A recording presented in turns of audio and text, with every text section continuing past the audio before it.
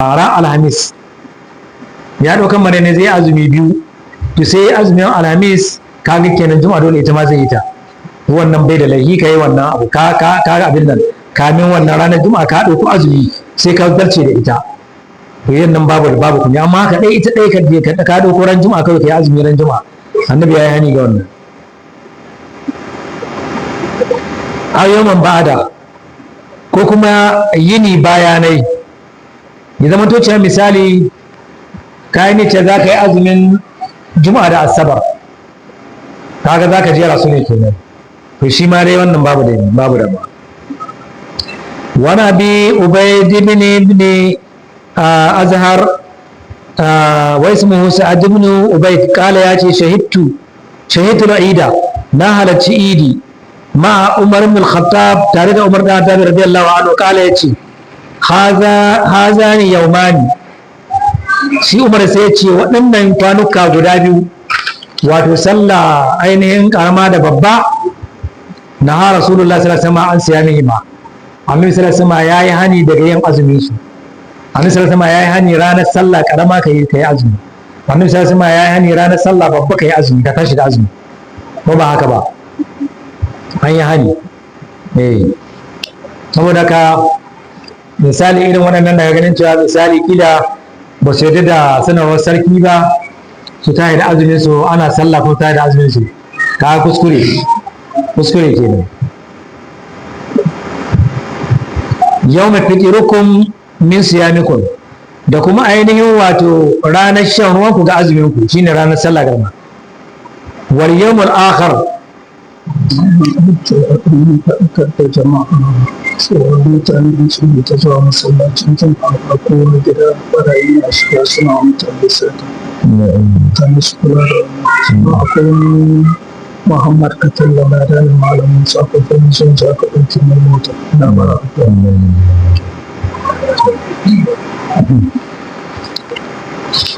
To wannan shi ne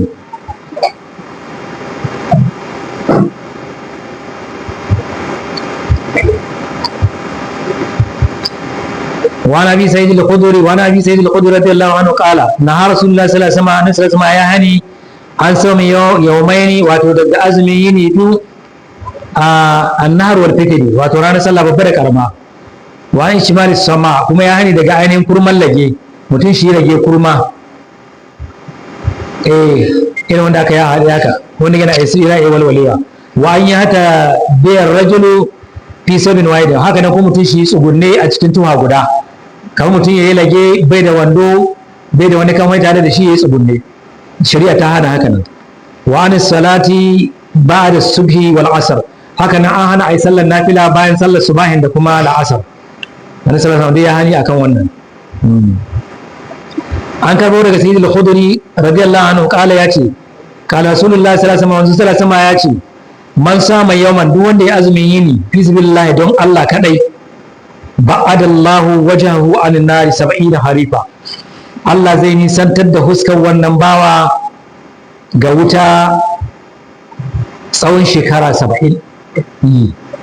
Tsawon shekara 70, duk wanda ya azumin yini daya don Allah kadai, bai yi shi don a sani ba, bai yi shi don ya kama waɗannan mutane azumi ya kai ba, to Allah zai nisantar da huska ta ga wuta tsawon shekara 70.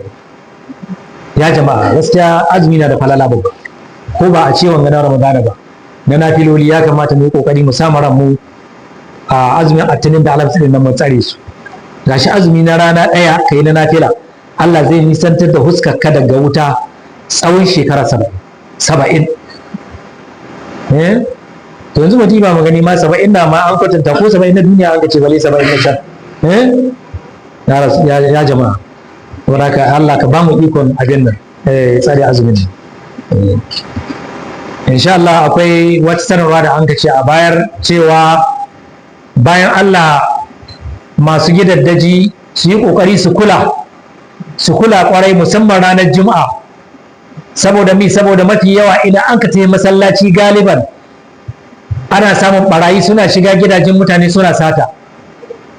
Mafi yawa ranar Juma'a, musamman irin gidajen nan da ya zama to sababbin zama, da zaran an kulle an tafi masallaci kila misali matar ta ga cewa bari ta tafi masallaci, akwai masallaci kusa ga gidansu, ta ruhe gida ta yi, to wallahi akan shigo a yi musu sata. Saboda haka mutane su kula da gidaddajinsu, a kula kwarai, ko ba ma juma'a ba ana shiga ana sata, balantana ranar juma'a manya lokacin mutane suna ɗauke kawa kwarai da gaske, masu geci ba su yawa ba, za a ga mahiya makiya Allah suna shiga gidajen mutane suna sata. Saboda haka jama'a musulmi da Allah ya yi kokari a kula, alal akalli ka sa wani ya kula da gida, ko da yaro na karami mai fahimta bai gane ba, a sa shi ya kula da gida. Akwai ma waɗanda da yawa suke tahowa sun ga garka da makulli sai su gewaya ta baya su fashi bulo su shigo ta gidan, ko wata kwarkwada su shiga su fashi bulo, ko su shigo ta kwarkwada su fasa bulo su yi matakala su hada, su yi sata su koma hita.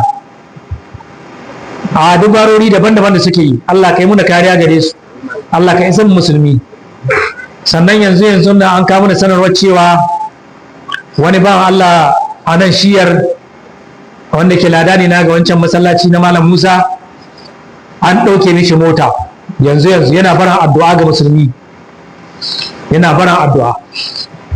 Muna roƙon Allah madaukakin sarki ya isan mishi, Allah ya tsananta rabo, Allah ya sa a gane wannan motar, Allah ya sa a gane ta, Allah ka tona ma wanda ya ɗauke ta asiri inda yake, Allah ya sa a gane.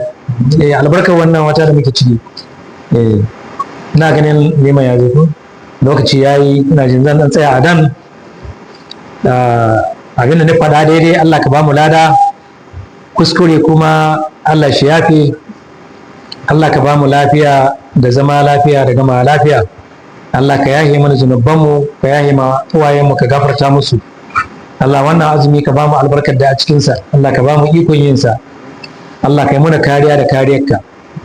Subhanaka Allahumma wa bihamdika, nashhadu an la ilaha illa anta, nastaghfiruka wa natubu ilaik. Assalamu alaikum wa rahmatullahi wa barakatuh. Lallai jama'a ai kokari a kula da barayin nan. Allah ka isan muna gare su.